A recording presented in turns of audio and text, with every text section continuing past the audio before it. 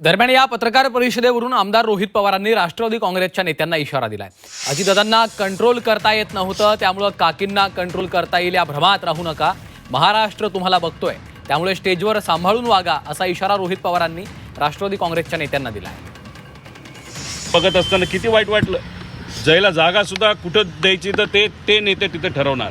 कोणीतरी नेता काकींच्या खांद्यावर हात ठेवतो, कोणीतरी ओढतं, कोणी काय करतं। म्हणजे हे बघून महाराष्ट्राची जनता आम्हाला ह्या गोष्टी वाटत नाही। आता तुम्ही ह्याच्यात आम्ही राजकारण करतोय असं म्हणतोय, तुम्ही राजकारणाचा मुद्दा काढला म्हणून आता आम्ही भावनिक मुद्दा काढतो। त्यामुळे आमच्या काकींचा जो आदर आहे, कारण काकी मोठ्या नेत्या आहेत, त्या नक्कीच खूप चांगलं काम अजितदादांचं काम सारखं काम करतील असा आम्हाला विश्वास आहे।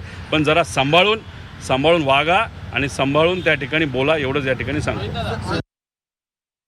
सुनेत्रा काकी या सक्षम महिला आहेत, पवार परिवाराच्या एक घटक आहेत आणि मग त्याच्यात त्या प्रेस कॉन्फरन्सेसला सुद्धा समोर जाऊ शकतात, त्यांना वाटेल ते त्या ठिकाणी बोलू शकतात। जर कोणाला वाटत असेल की सुनेत्रा काकींना आपण कंट्रोल करू शकतो व दादांना कंट्रोल करता येत नव्हतं पण काकींना करता येईल, तर ते भ्रमात आहेत। थोड्या दिवसानंतर नक्कीच कळेल की ताकद काय असते आणि एक नेता कशा पद्धतीने पार्टी तिथं चालवत असतो। त्यामुळे ह्या चार जे कुठले नेते आहेत त्यांनी थोडंसं सांभाळून राहावा, सांभाळून वागा।